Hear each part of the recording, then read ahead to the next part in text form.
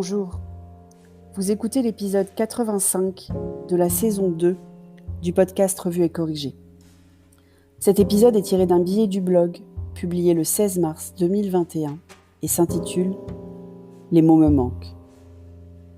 Ça ne vous choque pas, vous ? Vous n'avez pas pu rater cette histoire horrible de la semaine dernière au sujet d'Alisha.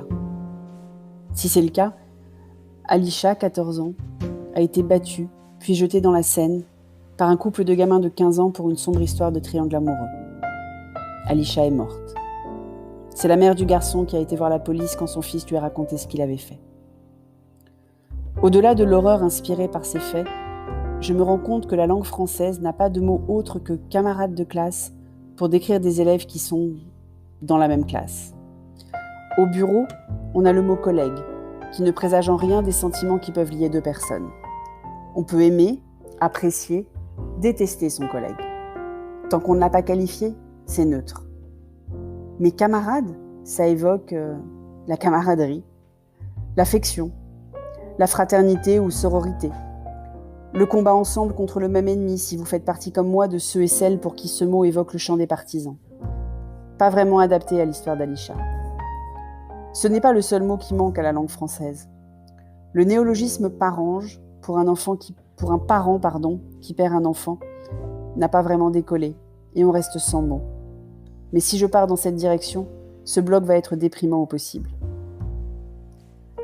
Et sinon, ça va ? Les institutions ont fini par réaliser ce week-end que leurs 2 poids 2 mesures au sujet de Paris ne pouvaient pas tenir longtemps et se tiennent prêts à confiner l'Île-de-France. On ne sait plus quoi croire au sujet du vaccin AstraZeneca et la solidarité européenne se craquelle à son sujet. Ce qui m'inquiète, c'est que ce vaccin a été validé par toutes les autorités médicales du monde, ou presque.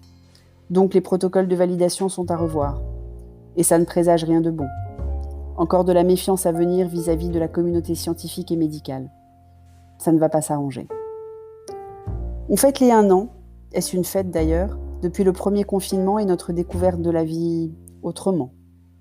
Plus d'apéros, plus de festivals, plus de musées, plus de soirées, plus de présence au bureau ou dans l'enseignement supérieur. Triste anniversaire. Emmanuel Faber n'aura pas résisté à la crise et a été démis de ses fonctions de président ce week-end après avoir perdu son poste de directeur général de Danone il y a quelques semaines. Combiner entreprise à mission et profit pour les actionnaires n'est pas si simple. Ou est-ce un vestige du monde d'avant ?